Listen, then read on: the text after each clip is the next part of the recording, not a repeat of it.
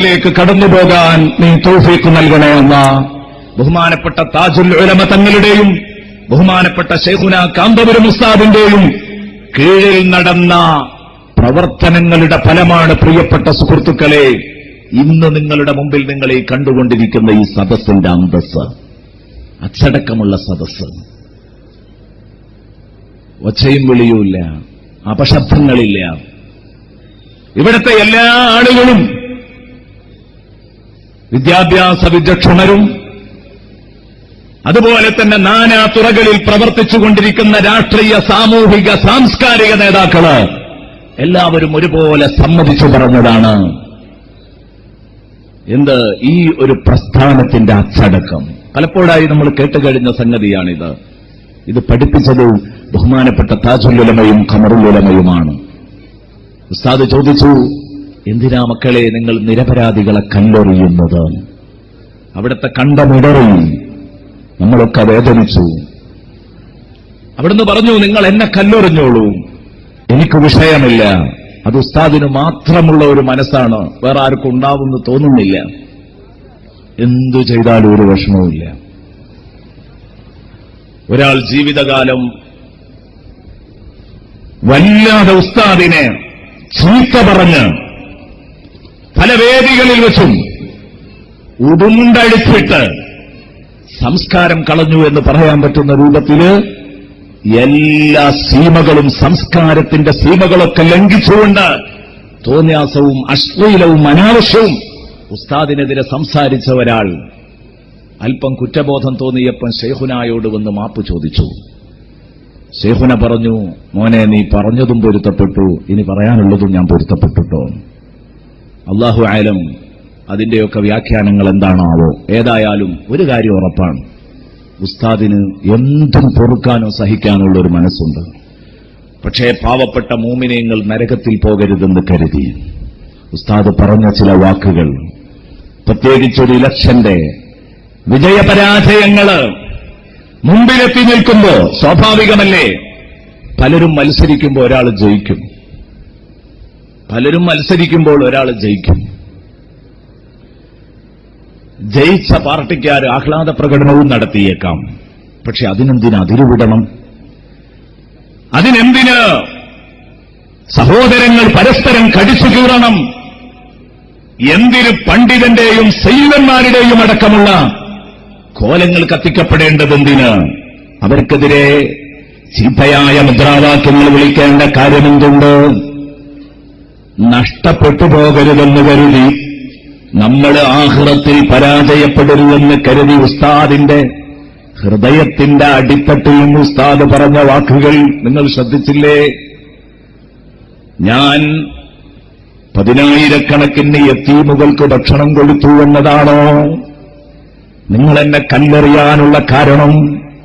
ഞാൻ പറയുന്നു, ദൂരെ നിന്നെങ്കിലും ആ ശബ്ദം കേൾക്കുന്ന സഹോദരന്മാർ ഒരുപക്ഷേ നേരം വെളുത്തു വൈകുന്നേരം വരെ ഈ വലിയ മനുഷ്യനെതിരെ വിമർശനങ്ങൾ പറയുന്നവരുടെ കൂട്ടത്തിലുള്ളവർ കേട്ടിട്ടുണ്ടായിരിക്കാം.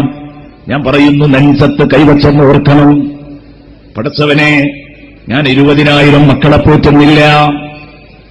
ഞാൻ ഒരു 20 കുട്ടികൾക്ക് ഭക്ഷണം കൊടുത്തിട്ടാണ് ഈ വലിയ മനുഷ്യനെ കുറ്റം പറയുന്നെങ്കിൽ അതിനെന്തെങ്കിലുമൊക്കെ ഒരു ന്യായം പറയാനില്ലെങ്കിലും വക്ക് പൊട്ടിയ ന്യായെങ്കിലും ഞാനും യതീമുകളെ പോറ്റുന്നുണ്ടെന്ന് പറയാം. എന്റെ പ്രിയപ്പെട്ട സുഹൃത്തുക്കളെ, ബഹുമാനപ്പെട്ട ആശിഖുർ റസൂൽ കുണ്ടൂർ ഉസ്താദിന്റെ അടുത്ത് ഒരു ദിവസം ഒരു മനുഷ്യൻ വന്നു. അയാൾ വന്നത് ആത്മീയത ചമഞ്ഞുകൊണ്ടാവുന്നത്. എന്നിട്ട് കുണ്ടൂർ ഉസ്താദിനോട് പറഞ്ഞു, ശൈഖുന കാന്തപുരം ഉസ്താദിനെ പറ്റി കുറ്റം, ഉസ്താദിനെ പറ്റി കുറ്റം പറഞ്ഞു. നിങ്ങൾ അദ്ദേഹത്തിനെതിരെ സംസാരിക്കണമെന്ന് പറഞ്ഞു. ബഹുമാനപ്പെട്ട കുണ്ടൂർ ഉസ്താദ് അന്ന് തീരുമാനിച്ചതാണ്, എന്തിന് ഈ മനുഷ്യനെ വിമർശിക്കണം? ഒരു കാര്യം ചെയ്യുക, അദ്ദേഹം നടത്തുന്ന പണി ഞാനൊന്ന് നടത്തി നോക്കട്ടെ എന്ന് പറഞ്ഞു. ബഹുമാനപ്പെട്ട ശൈഖുനായോട് മർക്കസിൽ വന്നിട്ട് പറഞ്ഞു, ഒരു ദിവസത്തെ ചെലവ് മർക്കസിലെ കുട്ടികളുടേത് എനിക്ക് വിട്ടുതരണം. കുണ്ടൂർ ഉസ്താദിന്റെ ഹയാത്ത് കാലത്തുണ്ടായ ഒരു സംഭവമായി പറയുന്നത്. ഉസ്താദ് അതേ ഭാഷയിൽ തന്നെ ഉസ്താദ് ഖാദിറുലിയാരെ എന്നാണ് വിളിക്കാറുണ്ടായിരുന്നത്. ചോദിച്ചു, ഖാദിറുലിയാരെ, അത് നിങ്ങളെ കൊണ്ടാവുമോ ഖാദിറുലിയാരെ? അല്ല, ഒരു ദിവസത്തെ നിങ്ങൾ ഈ 360 ദിവസം കൊടുത്തുകൊണ്ടിരിക്കുകയാണല്ലോ. ഒരു ദിവസത്തെ ചെലവെനിക്ക് വിട്ടുവന്നൂടെ? ഭക്ഷണം മാത്രം പോരാ, വെള്ളം മാത്രം പോരാ, കറണ്ട് ബില്ലും അടക്കുക ഞാൻ തന്നെയാണ്. എല്ലാം ഞാൻ, അവിടെ പാചകം ചെയ്യുന്നവരുടെ ശമ്പളം ഞാൻ, എല്ലാം ഞാൻ ഏറ്റെടുത്തു. എനിക്കതിന്റെ ബില്ല് മാത്രം തന്നാൽ മതി. സുബ്ഹാനല്ലാഹ്. ബഹുമാനപ്പെട്ട ഉസ്താദിനോട് പിന്നെയും പിന്നെയും നിർബന്ധിച്ചപ്പോൾ ഉസ്താദ് പറഞ്ഞു, ആവട്ടെ, ഇതെന്തിനാണെന്ന് മനസ്സിലായിട്ടില്ലായിരുന്നു. നടത്തി. അത് കഴിഞ്ഞിട്ട് ഉസ്താദ് അതിന്റെ കണക്കങ്ങ് കൊടുത്തപ്പം ബഹുമാനപ്പെട്ട ഉസ്താദ്, എന്റെ പ്രിയപ്പെട്ട സഹോദരങ്ങളെ ചിന്തിക്കണം, കുണ്ടൂർ ഉസ്താദ് തന്റെ അടുത്തു വന്ന് ആരാണോ ഉസ്താദിനെതിരെ തിരിപ്പൻ പണിയുമായി വന്നത്, ഇത്തരം വേണ്ടാത്തരങ്ങളുമായി വന്നത്, കറക്ക് കമ്പനികളായി നടക്കുന്നതാരാ, ആ മനുഷ്യനെ വിളിച്ചു വരുത്തുന്നു. എന്നിട്ട് പറഞ്ഞു, ഞാൻ കാന്തപുരത്തിന്റെ സ്ഥാപനത്തിലെ ഒരൊറ്റ ദിവസത്തെ ചെലവ് ഞാൻ ഏറ്റെടുത്തതോടുകൂടെ ഈ എന്റെ നട്ടെല്ലൊടിഞ്ഞിരിക്കുകയാണ്. ആ കടം വീട്ടാൻ ഞാൻ ഒരു മാസം മുതലാളിമാരുടെ വീട്ടുപടിക്കൽ തെണ്ടിയിട്ടുണ്ട്. ഞാൻ ആ കടം വീട്ടാൻ, അത് പറഞ്ഞ അതേ ഭാഷയാ, തെണ്ടിയിട്ടുണ്ട്. അങ്ങനെയാണ് ഞാൻ ആ കടം വീട്ടിയത്. എന്നാൽ ആണ്ട് 365 ദിവസവും ഇത് കൊടുത്തുകൊണ്ടിരിക്കുന്ന ആ വലിയ മനുഷ്യനെ വിമർശിക്കാൻ എനിക്കെന്ത് ന്യായമുണ്ട്? ഞാനതിന് ന്യായം കാണുന്നില്ല. എന്റെ പ്രിയപ്പെട്ട സുഹൃത്തുക്കളെ ചിന്തിക്കണം. ഉസ്താദ് ലളിതമായി നിങ്ങളോട് ചോദിച്ചു, നമ്മളെ വീട്ടിലൊരു ഫംഗ്ഷൻ നടത്തുകയാണെങ്കിൽ 2000 ആളെ ക്ഷണിക്കപ്പെട്ടാൽ അവർക്ക് ഒരു നേരത്തെ ഭക്ഷണം കൊടുക്കാൻ നമ്മുടെ പ്രയാസം. നമ്മൾ ഗുണിക്കണം. 4-5 നേരം ദിവസവും ഇത് തീറ്റിപ്പോറ്റുന്നുണ്ടല്ലോ. ബഹുമാനപ്പെട്ട സയ്യിദുനാ റസൂലുള്ളാഹി സ്വല്ലല്ലാഹു അലൈഹി വസല്ലമ തങ്ങൾ പറയുന്നു, ഇമാം തബറാനി ഉദ്ധരിക്കുന്ന ഹദീസാണ്, ഞാൻ ഇസ്രാഇന്റെ മിഅ്റാജിന്റെ അന്ന് സ്വർഗത്തിൽ പ്രവേശിക്കുകയുണ്ടായി. ഞാൻ സ്വർഗത്തിലേക്ക് ഇങ്ങനെ കടന്നു ചെല്ലുമ്പോൾ സ്വർഗത്തിന്റെ വാതിൽ, നാളെ പരലോകത്ത് ആദ്യമായി ആ വാതിലിൽ മുട്ടുന്നത് ഞാനാണ്. ആ വാതിലിന്റെ വട്ടക്കണ്ണി പിടിച്ചു കുലുക്കുന്നത് ഞാനാണ്. അന അവ്വലു മൻ യുഹർരിഖു ഹൽഖത്തൽ ജന്ന വലാ ഫഖറ. ഹബീബ് റസൂലുള്ളാഹി സ്വല്ലല്ലാഹു അലൈഹി വസല്ലം തങ്ങൾ പറഞ്ഞു, ഞാൻ തന്നെ പൊക്കിയാവുകയല്ല, ഞാനാണ് സ്വർഗം ഔദ്യോഗികമായി ഉദ്ഘാടനം ചെയ്യുന്നത്, തുറന്ന് പ്രവർത്തിക്കുന്നത് എന്ന് ഹബീബായ റസൂലുള്ളാഹി സ്വല്ലല്ലാഹു അലൈഹി വസല്ലമ തങ്ങൾ പറഞ്ഞിട്ടുണ്ട്. അതേ, ഇതേ പരിപാടിയാണ് ഇസ്രാ മിഅ്റാജിന്റെ അന്ന് കാണുന്നത്. വരാനിരിക്കുന്ന സംഗതി എല്ലാം കണ്ടിട്ടുണ്ടെന്ന്. സ്വർഗത്തിലേക്ക് കടക്കാൻ, സ്വർഗത്തിന്റെ വാതിൽ തള്ളി തുറക്കാൻ ഞാനങ്ങ് ചെന്നപ്പം അതാ എന്റെയും മുമ്പിൽ സ്വർഗത്തിന്റെ വാതിലിക്കൽ ഒരു പെണ്ണവിടെ എത്തി നിൽക്കുന്നു. ഹബീബ് റസൂലുള്ളാഹി. ആ സഹോദരിയെ കണ്ടപ്പോൾ ഞാൻ ചോദിച്ചു, ആരാണ്? ആ പെണ്ണിനോട് ഞാൻ ചോദിച്ചു, അല്ല പെണ്ണേ, ഞാനാണല്ലോ സ്വർഗം തുറന്ന് ഉദ്ഘാടനം ചെയ്യേണ്ടത്. ശരിയാണോ?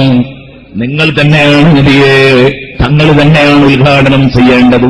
പിന്നെ ഏതടിസ്ഥാനത്തിലാണ് മോളെ നീ ഇവിടെ എത്തിയതെന്ന് ചോദിച്ചപ്പോ ആ ഉമ്മ പറഞ്ഞ മറുപടി, യാ റസൂലല്ലാഹ്, അല്ലാഹുവിന്റെ റസൂലേ, തങ്ങൾക്ക് തന്നെയാണ് അതിനർഹത. പക്ഷേ ഞാൻ ഇവിടെ തങ്ങളോടൊപ്പം ഈ വാതിലിക്കൽ എത്താൻ അല്ലാഹു എനിക്ക് അർഹത തന്നത് എന്തുകൊണ്ടാണെന്നറിയോ? എന്റെ ഭർത്താവ് ചെറുപ്പത്തിൽ മരണപ്പെട്ടുപോയി. എനിക്ക് തറക്കമുറ്റാത്ത കുറച്ച് യത്തീം മക്കളെ തന്നിട്ടു എന്റെ ഭർത്താവ് യാത്രയായി. ഞാൻ ആ യത്തീം മക്കളെ ഓർത്ത് ഒരു പുനർവിവാഹത്തെക്കുറിച്ച് പോലും ആലോചിക്കാതെ ആ മക്കൾക്ക് വേണ്ടി സഹിച്ചും മറന്നും ആ മക്കളെ ഞാൻ തീറ്റിപ്പോറ്റി എന്റെ യത്തീം മക്കളെ പോറ്റിയതിന്റെ വകയായി എന്റെ റബ്ബെനിക്ക് തന്ന അംഗീകാരമാണ് യാ റസൂലല്ലാഹ് ഇത് എന്ന് പറഞ്ഞെങ്കിൽ ഞാൻ പറയുന്നു, ബുദ്ധിയുള്ളവരാലോചിക്കണം കേട്ടോ. ഹബീബ് റസൂലുള്ളാഹി സ്വല്ലല്ലാഹു അലൈഹി വസല്ലമ തങ്ങളുടെ ഈ വാക്ക് മാത്രം മതി നമുക്ക് മനസ്സിലാക്കാൻ. ഇത്രയും അധികം യത്തീം മക്കളെ പോറ്റുന്ന, തീറ്റിപ്പോറ്റി വളർത്തുന്ന അതും 10ാം ക്ലാസ് കഴിഞ്ഞാൽ പേരിനൊരു യതീംഖാന നടത്തുകയല്ല, അനാഥാലയം ഞാനും നടത്തുന്നുണ്ടെന്ന് പറയാനല്ല. അങ്ങനെയാണെങ്കിൽ 10ാം ക്ലാസ് കഴിഞ്ഞിട്ട് പൊയ്ക്കോളൂ, നിങ്ങളുടെ മാർഗത്തിൽ നിങ്ങൾ പൊയ്ക്കോളൂ എന്ന് ഈ മക്കളോട് പറയാം. അല്ലെ, പല അനാഥാലയങ്ങളും അങ്ങനെയാ. 10ാം ക്ലാസ് കഴിഞ്ഞിട്ട് ആ കുട്ടികളങ്ങ് എറിഞ്ഞു കൊടുക്കുകയാണ്, ഓരോരുത്തരും അവനവന്റെ പാട്ടിന്. അല്ലെ, പലപ്പോഴും അത്തരം മക്കള് സമൂഹത്തിന് വലിയ ഭാരമായി മാറാറുണ്ട് തെരുവുകളില്. അതുമുണ്ട്, ഇല്ലെന്ന് പറയുന്നില്ല. 10 കൊല്ലത്തെ കർശനമായ ശിക്ഷണത്തിൽ നിന്ന് പുറത്തു വരുമ്പോ ആ കുട്ടി പിന്നെ നാട്ടിൽ വന്നിട്ട് എന്തൊക്കെയായിപ്പോകുക എന്ന് പറയാൻ പറ്റില്ല. എന്നാൽ ഉന്നതമായ പഠനങ്ങള്, തുടർ പഠനം നടത്താൻ, ഉപരിപഠനം നടത്താൻ ആ കുട്ടിയെ സാമ്പത്തികമായി അനുവദിക്കുന്നില്ല, സമ്മതിക്കുന്നില്ല.